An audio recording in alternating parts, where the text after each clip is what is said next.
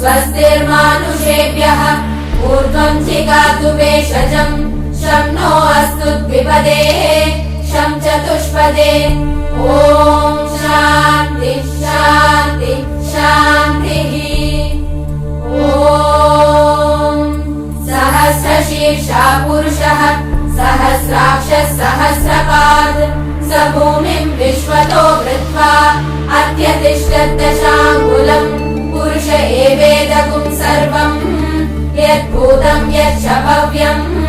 उदामृतत्वस्येषानः यदन्नेनातिरोहति एतावानस्य महिमा अतो जायागुश्च पूरुषः